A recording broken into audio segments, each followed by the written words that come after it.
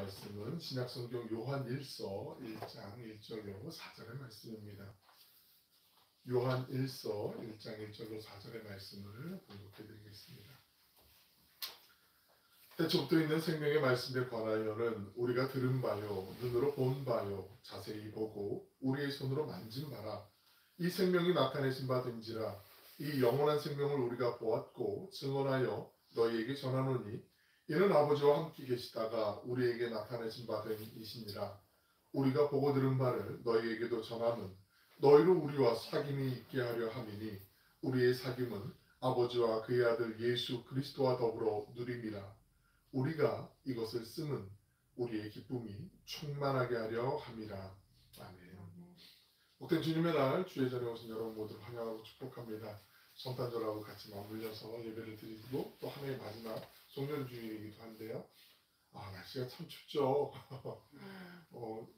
정말 동해에서 산지 저도 꽤 된 것 같은데 이렇게 계속 길게 추운 날이 있었던가 싶을 정도로 아주 추운데 저 북미 쪽은 더 하더라고요. 보니까 저는 이게 자막이 잘못 나왔나 싶었는데 보니까 영하 50도래요. 영하 50도. 15도를 잘못 썼나 그런 잠깐 순간적으로 했는데 50도, 53도 정말 장난이 아니더라고요. 우리가 가늠이 안 되잖아요. 그런 북극의 한파는 그대로 막 여과 없이 내려오는데 모쪼록 또 여름에도 갑자기 더웠고 겨울에도 갑자기 추운 날이 많을 텐데 몸과 마음 건강하시길 기도드립니다. 우리는 성탄절이 대부분 예수님의 탄생에 대한 이야기를 많이 이제 같이 나누잖아요. 설교도 저도 주로 대부분 그렇게 설교를 했는데 그래서 오늘 본문이 사뭇 조금 의아하실 수도 있겠다 그런 생각을 좀 해봤는데 천사나 마리아나 요셉 아니면 누가복음에서 등장하는 양을 치던 목동들이 예수님을 나신 소식을 전하는 것이나 마태복음에서 나타나는 동방박사들이 예수님께 황금과 유향과 모략을 가지고 왕께 경배하기 위해서 찾아온 그 장면들 우리가 너무나 많이 익숙하게 잘 알고 있는 그 내용들인데 오늘의 이 본문 말씀은 예수님의 탄생에 대해서 직접적으로 얘기하지는 않지만 그 탄생의 의미에 대해서 우리에게 아주 정말 그 축약한 핵심만 우리에게 전해주는 그 말씀이라고 여겨지기 때문에 오늘 이 말씀을 좀 나누려고 합니다. 사도 요한은 요한복음 1장에서 선언을 해요. 선언하는 게 다른 게 아니라 예수님을 태초에 계신 말씀, 로고스라는 말 많이 들어보셨던 로고스라는 단어는 헬라어 로고스는 말씀으로만 번역하기에는 약간 좀 아쉬움이 있긴 하지만 그래도 그 말씀이 육신이 되어 이 땅에 오신 예수님을 요한복음 1장에서 선언하고 계세요. 요한복음 1장 1절에 있는 말씀 보시면 태초에 말씀이 계시니라 이 말씀이 하나님과 함께 계셨으니 이 말씀은 곧 하나님이시라. 예수님은 곧 하나님이심을 선언하면서 요한복음이 시작이 돼요. 또한 오늘 본문 요한일서 1장에 예수님은 생명의 말씀으로 1절에서 말씀하고 있고 영원한 생명으로 2절에서 말씀하고 있어요. 요한이 아버지와 함께 계시다가 우리에게 나타나신 바 되었다라고 말한 이 영원한 생명은 예수님 자신을 가리키게 되죠. 요지가 분명해요. 예수 그리스도 그분 자신이 영원한 생명이고 우리의 구원이시라는 것을 간결하게 하지만 그 핵심을 정확하게 군더더기 없이 우리에게 전해주고 있죠. 성탄과 관련해서 이거 이상 더 숨어있는 성탄절의 이야기를 우리에게 전해주는 말씀은 없다고 생각합니다. 예수님은 우리가 예수님 성자 하나님 할 때도 많이 언급했지만 사람의 몸을 입으시고 이 땅에 오신 하나님이시잖아요. 그리고 그분은 영원한 생명의 길로 안내하시는 정도가 아니라 생명 그 자체세요. 예수님을 믿는 것 자체가 하나님께로 나아가는 지름길이 되는 거죠. 그거면 충분해요. 구주를 영접하는 것, 그 믿음이면 더 이상 필요가 없는 거죠. 우리가 인간이 보통의 대부분의 만들어진 종교들은 사람이 뭘 해야 돼요. 뭘 행위를 하든지, 그래서 공덕을 쌓든지, 노력이 부족하기 때문에 더 정성을 바쳐야 된다든지 요구하는 것들이 많아요. 사람들이 만든 종교들은. 주님은 하나님은 절대 그러지 않으시죠. 예수님을 그리스도를 영접하면 믿기만 하면 그럼 더 이상 필요 없어요. 근데 믿으면 그럼 너무나 쉽네요. 그거 믿으면 나는 다 이제 공짜네요. 그러면 그 마음속에 불안함이 있어요. 헛헛함이 있어요. 진짜로 믿지 않으면 예수님을 믿는 믿음 때문에 그 은혜가 너무 커서 우리의 삶의 행실이 바뀐다는 건 누누이 여러 차례 말씀을 드렸잖아요. 만약에 어떤 사람이 선한 행위나 도덕적인 우월감으로 천국에 갈 자격을 얻을 수 있다면 아마 그걸 채우기 위해서는 평생을 노력해도 다 채워지지 않을 거예요. 채웠는데 좀 아쉬운 것 같아. 좀 모자란 것 같아. 그 허전함이 늘 있단 말이죠.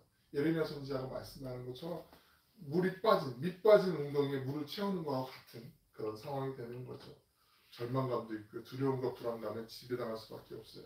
또한 내가 이 정도 선행 베풀었으면 나 괜찮은 거 아니야? 나 이 정도면 그래도 구원받을 자격이 있는 거 아니야? 이렇게 생각하는 사람들이 혹여 있으면 그 사람들은 다른 사람은 열리는 대부분 다 무시할 수밖에 없어요. 너 이거 난 이만큼 했는데 왜 못해? 이렇게 따지듯이 주님은 철저하게 우리의 공로도 아니고 행위도 아니고 우리의 어떤 선행도 아니고 그냥 믿음 그거 자체를 보시는 거죠. 이 세상에 구원에 이르는 유일한 것은 오직 예수 그리스도를 믿어 은혜로만 구원받는다는 그 성탄절의 진리가 우리에게 이미 주어졌는데 성탄이 될 때 오히려 그 진리는 그냥 잠깐 놔둔 채 그냥 기쁘다고 좋으셨는데 즐거운 그 어떤 보이는 것에 사람들이 많이 매료되는 것 같다는 생각을 들게 되죠. 성탄의 이야기가 우리에게 실제로 일어났다는 이야기로 믿어지는 것 그리고 사건이라는 것이 왜 중요한지를 좀 말씀을 드리려고 해요. 만약에 우리가 자신의 노력으로 구원을 받게 된다면 예수님에 관한 이야기의 목적은 하나밖에 남지 않을 것 같아요. 무슨 말씀이냐면 내 노력으로 구원을 받을 수 있다. 그러니까 예수님에 관한 이야기가 여기 있으니까 여러분 따라해 보십시오. 모범으로 예수님을 제시한단 말이죠. 그러면 그 모범이신 예수님을 우리가 따라서 흉내낼 수가 있어요? 예수님이 하신 그 사랑과 선행을 우리가 다 따라갈 수가 있나요? 마치 이건 그런 거예요. 축구 좋아하는 분들 많이 계시는데 축구를 아무리 좋아하고 따라하려고 해도 어느 한계치가 사람마다 기량이 있잖아요. 손흥민 선수나 아니면 리오넬 메시 같은 선수가 자 여기 이렇게 하는 거 보지? 이 사람들하고 똑같이 한번 해봐. 누가 하고 싶은데 그거 하지 못하는 거 아니에요? 따라할 수 없는 거잖아요. 예수님을 모범으로 제한할 수가 없는 게 바로 그런 이유예요. 예수님 우리가 물론 그분의 성품을 닮아서 따라가야 되지만 그냥 우리 구주예요. 그냥 믿으시면 돼요. 믿고 따라가면 주님이 우리의 부족한 부분들, 연약한 부분들을 다듬어 주시고 채워주시고 하나님이 온전하게 그렇게 만들어 가시는 거 아니겠어요? 평생 우리가 그리스도의 장성한 성품에까지 분량에까지 다다르는 거 아니겠습니까? 예수님을 믿는 믿음으로 하나님의 은혜를 구원받으면 주님이 십자가에 달려 죽으신 그 속죄의 그 구원의 은혜를 받게 되면 이 성탄의 사건이요. 그 사건 그 12월 25일 예수님 생일도 아니라며 뭐 이렇게 얘기하는 사람들이 있어요. 맞아요. 원래 12월 25일은 태양신의 축일이었어요. 서방 로마의 그 축제 가운데 태양신을 숭배하는 사람들이 지켰던 날이었는데 그런데 왜 성탄절이 되었냐? 사람의 몸을 입고 이 땅에 오신 그 만왕의 하나님을 가장 경배하며 그분을 높여드리시는 가장 축제의 날이 무엇인가 따져보니까 인간들이 고안에는 가장 최고의 축제의 페스티벌이 그 태양신의 축일이었어요.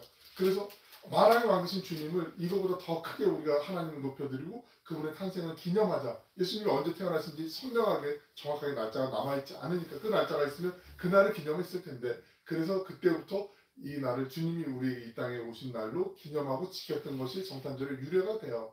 그런데 그 날짜가 우리에게 주는 의미는 별로 크진 않아요. 왜냐하면 만왕의 왕으로 사람의 몸을 입고 이 땅에 오신 분이 구원하시기 위해서 이 땅에 오셨다는 것 그것이 실제이고 그것이 확실한 사건이라는 것이 우리에게 중요한 것이죠. 오늘 말씀에 보면 이 사도 요한이 그것을 입증하기 위해서 1절에서 그렇게 말을 열고 있어요. 본문 1절에 있는 말씀을 같이 한번 읽어보겠습니다. 시작. 태초부터 있는 생명의 말씀에 관하여는 우리가 들은 바요 눈으로 본 바요 자세히 보고 우리의 손으로 만진 바라. 여기 동사가 되게 많이 나오거든요. 우리가 들은 바요 본 바요 우리가 손으로 만진 바라. 왜 이렇게 동사를 계속 쓸까? 이 헬라어 원문을 보시면요 이 단어들은요 일반 일상생활에서 쓰는 단어들보다는 법정에서 썼던 법률 용어하고 가까워요. 증인들이 자기가 나 이 사람이 이런 행동하는 거 봤어요. 저 사람 이렇게 훔치고 막 달아나는데 나 치고 갔어요. 나 막 부딪혔어요. 이랬을 때 사용됐던 동사들이에요. 그러니까 생생한 예수님의 사건이 그냥 사람들이 지어낸 허구가 아니라 예수님이 실제로 이 땅에 오셨고 우리를 위해서 십자가에 날 돌아가셨고 부활하셨고 구원의 은혜를 베풀어 주셨다는 것을 생생하게 증언하는 그 내용이 바로 이 요한의 증언이 바로 1절에 있는 말씀이라는 거죠. 만약 성탄이 그냥 그렇듯한 전설에 불과하면 우리가 스스로 아까 말씀드린 것처럼 모범을 따라서 스스로 잘 길을 찾아서 구원을 위해서 어떻게 바둥바둥 해야 될 텐데 크리스마스가 사실이기 때문에 우리가 그렇지 않아도 믿는 믿음으로 그의 은혜로 주님의 은혜로 구원받을 수 있게 된 거죠. 이게 얼마나 감사한 일인지 모르겠어요. 얼마나 큰 은혜인지 모르겠어요. 제가 가끔 청소년들이나 어린 학생들 너희들 요즘 현수막들 좀 붙어있고 막 시끄럽고 막 하도 막 그냥 사나운 막 대짐승처럼 이렇게 교회 다니는 사람들은 이렇게 회유하고 때로는 막 꼬드기는 이단 사이비들이 많이 있는데 그 사람들 교육하는 거 영상 가끔 뭐 TV나 이런 데 보시는 거 있잖아요. 오하열을 딱딱 맞춰가지고 무릎 딱 꿇고 몇 시간 동안 앉아가지고 그렇게 막 정성스럽게 저는 못할 것 같아요. 아무리 그게 좋아도 다리 저려서 그거 어떻게 있지? 그거 어떻게 참지? 무슬림들 하루에 5번씩 메카를 향해서 정성스럽게 절하잖아요. 그 5번 시간을 지키는 거 정말 쉽지 않을 것 같다는 생각이 들어요. 그 절에 다니시는 분들 왜 여름에는 하한 거라는 거 하고 겨울에는 동한 거라는 거 하잖아요. 우리들 경우는 특별 기도회 같은 거 그런 거 하잖아요. 새벽에 기도드리고 하는 그 정성들이 장난이 아니거든요. 108배 같은 거 이렇게 엎드렸다 일어났다 하는 게 물론 그분들 나름대로 제가 그 종교를 폄하하겠다는 얘기가 아니라 그 열심히 있단 말이죠. 근데 반면에 우리는 하나님이 값없이 주신 은혜가 너무나 쉬우니까 이걸 너무 당연한 것처럼 생각해서 우리가 정말 주님 앞에 우리가 더 마음에 뭔가좀더 좀 잘하고 정말 잘해야 될 텐데 그런 마음이 좀 결여됐다라는 걸 좀 말씀드리고 싶어요. 정말 이게 얼마나 값진 은혜인지 우리가 좀 잘 한번 또 새겨봐야 돼요. 1절, 2절에 있는 말씀은 성탄절에 그 사건이 실제로 있었다는 일종의 법적인 증언이라면 1절, 2절에서 선포한 그 목적이 3절, 4절에서 설명되고 있거든요. 성탄절은 다른 것이 아니라 하나님 우리가 감히 아련할 수도 없고 다가갈 수도 없는 그 하나님께서 우리가 다가갈 수 있고 우리와 함께 교제할 수 있는 그 주님으로 이 땅에 오셨으면 우리에게 주시는 사건이거든요. 아버지 하나님과 더불어 교제할 수 있도록 우리에게 주신 선물이거든요. 본문 3절에 있는 말씀을 같이 한번 읽어보겠습니다. 시작. 우리가 보고 들은 바를 너희에게도 전함은 너희로 우리와 사귐이 있게 하려 함이니 우리의 사귐은 아버지와 그의 아들 예수 그리스도와 더불어 누림이라. 여기 보시면 2번 언급되는 단어가 있어요. 잘 보시면 사귐이라는 단어가 있죠. 사귐. 여기 성경에 표시하실 수 있는 동그라미 해도 좋을 것 같아요. 이 사귐이 여러분이 잘 알고 계신 헬라어 중에 하나예요. 우리가 교제라는 얘기를 할 때 가장 많이 사용됐던 그 단어가 바로 코이노니아라는 단어 많이 들어보셨잖아요. 코이노니아. 뭐 처음 들어보시면 지금 들어보시면 돼요. 교제. 이 사귐이라는 단어가 바로 이 코이노니아라는 단어거든요. 그러니까 하나님께서 예수님을 이 땅에 보내시면서 예수님을 통해서 우리가 서로 친밀한 교제, 서로 나눌 수 있는 그 은혜를 베풀어 주심을 요한이 얘기하고 있어요. 제가 초등학교 한 1학년, 2학년 때였던 걸로 기억해요. 여름, 초여름 맑은 날이었는데 오후에 갑자기 호기심이 막 이렇게 일어나가지고 집에 있는 그 쌍안경을 갖고 태양을 좀 보고 싶은, 태양 좀 갑자기 막 가까이 보고 싶은 마음, 막 충동이 일어났어요. 그래갖고 장독대로 이제 올라갔어요. 조금 더 높으니까 더 가까이 볼 수 있겠다라는 그 생각으로 올라가서 이제 쌍안경을 딱 끼고서 태양을 향해서 딱 이제 이 렌즈를 이제 초점을 맞추고 딱 보는데 2초도 못 봤던 것 같아요. 1초 조금 넘었던 것 같아요.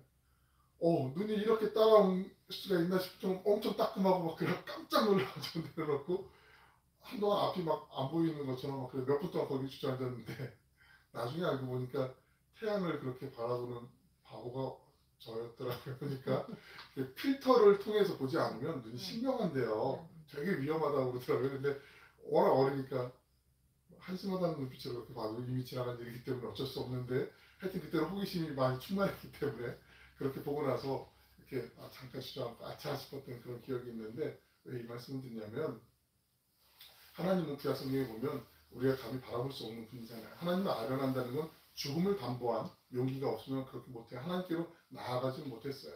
그 만왕의 왕 되신 온 우주의 창조주이시고 섭리자이시고 역사를 주관하신 그 하나님을 우리 사람이 아련할 수가 없었단 말이죠. 그런데 그 하나님을 직접 만날 수 있도록 예수님이라는 필터가 같이, 물론 예수님 필터는 아니시지만 하나님 자체이신 예수님을 가장 연약한 아기의 모습으로 이 땅에 보내주셨어요. 그 아기, 우리 어린이들 보면 모르는 아기인데도 부모님 있고 그러면은 아기에 대해서 호감을 갖고 뭐 얘기 던지거나 조금 얘기가 통하는 뭐 쓰다듬어 줄 수도 있으면 쓰다듬어 주기도 하고 손도 한번 만져보고 아유 예쁘다 뭐 이렇게 하잖아요. 예수님이 그 모습으로 이 땅에 오셨단 말이죠.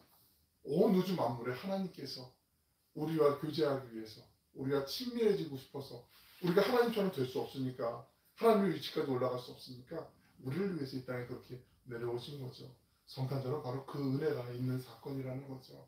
하나님의 몸소 이 땅에 그 영광을 보여주시고 우리에게 인격적으로 교제하시고 싶으셔서 우리에게 오신 거죠.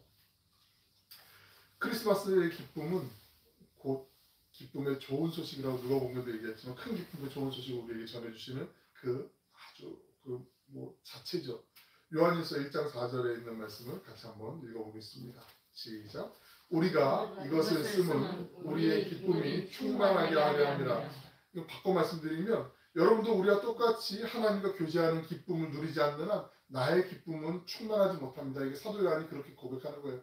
우리처럼 주님의 그 은혜를, 그 기쁨을 같이 한번 맛보고 누리세요. 함께 그 주님의 은혜가 얼마나 크신지, 그 은혜 안에서 얼마나 평안한지, 얼마나 행복한지를 우리 같이 맛봅시다 라고 그렇게 권면하고 고백하는 거예요. 성경이 말씀하는 기쁨은 물론 행복이죠. 행복한 마음이죠. 그런데 이 행복이요, 상황에 따라서 어떤 그 힘든 환경 때문에 물거품처럼 사라지는 그런 행복이 아닌 거 아시죠? 시편 1편 3절에 있는 말씀 보시면 복 있는 사람에 대해서 또 다른 비유가 나오는데 신학가에 심기운 나무처럼 때를 따라서 과실을 많이 맺는 그 나무가 되잖아요. 시냇가에 심긴 나무니까 물 걱정 없잖아요. 비가 내려야만 수분을 공급받는 그 나무하고는 다른 나무잖아요. 마치 주님이 주시는 기쁨을 맛보는 사람들은 그런 사람인 거죠. 메마르지 않는 샘과 같이 지하수가 흘러가고 있는 곳에 점점점 뿌리가 가까이 다가가서 주님이 공급해 주신 그 은혜를 누리면서 아무리 가물어도 아무리 환경에 비바람이 메마른 바람이 부딪히고 막 부풍한 새를 분다고 해도 끄떡없이 견뎌낼 수 있는 그런 상태에 있는 사람. 그래서 그 기쁨을 우리에게 맛보고 누리라고 권면하고 우리에게 권유하고 그렇게 얘기하고 있는 거죠. 어쩌면 우리가 성탄절의 그 기쁨을 그냥 1년에 한 번 행사를 지내는 통과 의례처럼 아니면 연례 행사처럼 그렇게 밋밋하게 보내는 신앙인들도 의외로 꽤 있어요. 어렸을 때는 선물 받는 재미 때문에 좋았지, 옛날에 새벽송도 났을 때가 좋았지, 이렇게 옛 기억도 좋지만 오늘날 그럼 그거보다 더 좋으신 주님이 늘 언제나 우리와 함께 하시는데 오늘 우리에게 주신 성탄의 의미가 무엇일까? 주님이 주시는 그 기쁨은요, 말씀드린 것처럼 변하지 않는 기쁨이고 새로운 기쁨이에요. 날마다 주님을 더 알아가는 그 기쁨이 우리 안에 있어요. 그 은혜를, 그 기쁨을 우리에게 맛보게 하시고 싶어서 주님은 우리에게 평범하지만 단순하지만 너무나 쉬운 방법이지만 우리에게 찾아와 주신 거죠. 하나님께서 작아지셔서 가장 연약하고 작은 인간이 되는 신비를 세상의 관점으로 이해할 수가 없어요. 어떻게 가장 센 하나님이시라며 근데 그 하나님이 어떻게 그런 작은 연약한 아기 모습으로 올 수 있어? 세상은 뭔가 엄청난 볼거리를 원하죠. 내게 한번 화끈한 뭘 보여줘봐. 내가 감동해서 내가 거기 한번 믿어볼게. 이런 제스처를 취하는 경우들이 많이 있어요. 예수님 무슨 월드컵 경기장 같은 데서 태어나신 거 아니고 아주 허름한 곳에서 태어나셔서 구유 위에 누이셨잖아요. 왕궁에 가서 사신 게 아니에요. 태어나자마자 살 곳이 없었어요. 그래서 유랑하는 사람, 집 없는 난민이 되셨어요. 이집트로 피난 내려가셨잖아요. 헤롯이 태어난 베들레헴에 태어난 모든 아이들 다 죽여버려라 얘기하고 나니까 천사가 알려주고 나서 이집트로 내려가셨단 말이에요. 베들레헴이라는 도시가 작은 동네거든요. 그 문헌에 의하면 그 동네에 아이들이 아무리 많다고 잡아도 어린 잡아야 30명에서 50명 사이, 많다고 2살 이하의 어린아이들 잡아도. 왜냐하면 그 마을 구성원 자체가 500명이 채 안 되는 마을이었단 말이죠. 작은 마을이었어요. 그러니까 예수님이 거기에 있으면 여지없이 죽음 맞이할 수밖에 없는데 그런 역사적인 사실들이 많이 입증이 되거든요. 태어나자마자 왕궁에 난민이 되셔서 이집트에 가셨다가 다시 오시기도 했어요. 그리고 예수님의 공생애 시절을 우리가 잘 알고 있지만 공생애 때 유대인들이 예수님이 행하신 그 기적과 놀라운 이적들을 보면서 저분 의사들 이제 필요 없네? 다 병 고쳐주시네? 귀신 들린 것도 필요 없어. 이제 다 끝나네? 배고픈 거? 이걸 다 해결해 주신단 말이야? 정말 대단하시네. 이제 우리 끝났어. 로마 니들 딱 걸렸어. 이제 기다려봐. 이러면서 로마에 압제당했던 모든 그 괴로움에서부터 해방될 것을 기대했고 예전에 누렸던 그 전설로만 느껴졌던 그 다윗 왕조의 그 찬란했던 그 아름답고 웅장했던 모든 사람들 위해 모든 나라들 위해 우뚝 서는 그 선민 이스라엘의 나라가 드디어 도래했구나 이제 시작이구나라는 그 기대감을 가졌는데 예수님은 철저하게 그 모든 기대감들을 하나하나 다 무너뜨리시죠. 그리고 사람들이 손가락질하는 이방인들 아니면 사회적인 약자들 그 사람들의 눈높이에 맞춰서 그들을 구원해주고 사랑을 베풀어주시고 친절함으로 베풀어주시면서 이 사람들이 바로 너의 형제요, 너의 자매요, 가족이라고 얘기해 주시면서 모든 이들에게 하나님의 보편적으로 흘러가는 그 사랑을 몸소 보여주셨던 그 하나님, 은혜의 하나님 아니시겠습니까? 석간의 이야기가 매우 평범하고 흔한 통로로 왔지만 세상 사람들은 이걸 매우 비위거슬려 할 수가 있어요. 아무리 죄가 많아도 회개하면 구원받는다고? 저 나쁜 XX 같은 사람이 저 회개했다고 구원받는 거, 난 도저히 비위가 거슬려 안 되겠어, 용서 못하겠어. 사람들이 판단하고 평가하는 경우들이 있어요. 심지어는 신앙인 그룹 안에서도 그런 평가를 하는 사람들이 있어요. 내가 네 옛날에 살았던 모습을 다 알고 있는데 너 그랬는데 네가 어떻게 예수 믿는다고? 근데 그거 사탄이 하는 얘기예요. 하나님은 우리의 모든 것, 물론 예전에 지었던 것들에 대해서 자기가 회개를 전제로 회개하는 사람들을 다 받아주시잖아요. 용서해 주시잖아요. 그리고 이전 것은 지나갔으니 보라 새 것이 되었다라고 말씀해 주시고 돌이키지 않길 원하세요. 그런데 우리 옛사람은, 우리의 자아는 자꾸 스멀스멀 그렇게 쓴뿌리처럼 올라오는 경우들이 있어요. 그때 우리 기도하는 거죠. 그때 주님을 부르는 거죠.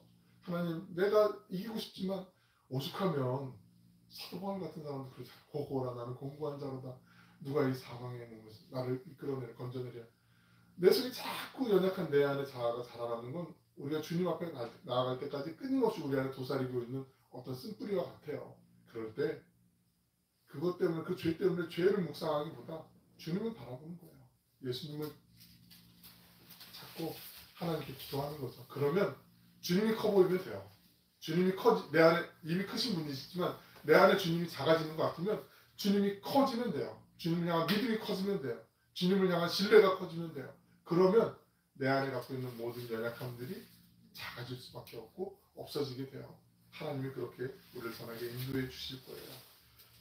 날마다 말씀을 묵상하는 거, 억지로라도 기도하는 거, 그리고 예배에 최선을 다해서 또 참석하는 거, 우리 형제 자매들 신앙 우리 공동체 그뿐만 아니라 주의 사랑이 필요한 사람들을 또 친절로 또 도와줄 수 있는 거, 이게 쉽지 않을 수도 있고요.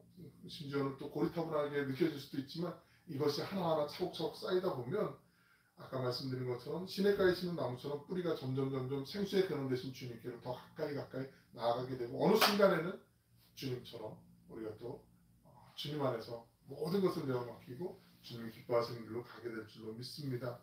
메리 스티븐슨이라는 사람이 쓴 두 개의 발자국이라는 시, 잘하시는 시인데요. 제가 한번 읽어드릴 테니까 눈으로 한번 같이 보시겠습니까? 한번 넘겨줄까요? 두 개의 발자국. 어느 날 밤 한 사람이 꿈을 꾸었습니다. 그 꿈속에서 그는 주님과 함께 해변을 따라서 걷고 있었습니다. 그때 지나간 그의 삶의 장면들이 주마등처럼 펼쳐졌습니다. 해변의 모래 위에는 두 사람의 발자국이 있었습니다. 그 중에 하나는 그의 것이었고 다른 하나는 주님의 발자국이었습니다. 그의 삶에서 가장 힘들고 곤경에 처해 있을 때 오직 그의 발자국만 남아 있었습니다. 그는 또한 그의 삶에서 가장 절망적이고 슬펐던 일들이 일어났었음을 알았습니다. 이것은 참으로 그를 괴롭게 했고 그래서 그는 주님께 물어보았습니다. 주님, 제가 주님을 따르면 항상 저와 함께 하겠다고 말씀하시지 않으셨습니까? 주님은 언제나 저와 동행하셨습니다. 그러나 제 삶의 가장 어려웠던 순간들에는 한 사람의 발자국밖에 없으면 어찌된 일입니까? 왜 제가 주님을 가장 필요로 할 때 주님께서는 저를 떠나셨는지 이해할 수 없습니다. 주님께서는 이렇게 대답하셨습니다. 나의 소중한, 정말 소중한 아이야. 나는 너를 사랑한단다. 나는 너를 결코 떠난 적이 없었단다. 모래 위에서 본 발자국은 내 발자국이란다. 네가 고통과 환난 가운데 있을 때 발자국이 하나인 것은 그때는 내가 너를 업고 지나갔기 때문이란다. 사랑하고 축복하는 여러분, 세상이 아무리 요란하고 힘겨워도 주님은 우리를 결코 버리거나 떠나지 않으시죠. 임마누엘, 하나님이 우리와 함께 하신다는 그 말씀처럼, 그 이름처럼 예수님께서 세상 끝날까지 우리와 함께 하시지요. 그 은혜를 믿으면, 그 은혜에 붙잡히면 우리가 두려울 것이 없어요. 우리의 인생살이가 아무리 힘겹다고 해도 우리를 홀로 내버려 두지 않는 그 주님께서 아버지와 그의 아들 예수 그리스도와 더불어 누릴 수 있는 그 친밀한 교제, 그 은혜를 예비하신 주님께서 우리의 기도 속에 흐르는 눈물 속에 오늘도 함께 하심을 믿습니다. 우리의 문제의 근원을 해결해 주시고 하나님이 마르지 않는 샘에 깃대인 그 푸른 나무처럼 우리에게 생명의 열매로, 의의 열매로 주님께 영광 올려드릴 수 있도록 선하게 인도하여 주실 줄로 믿습니다.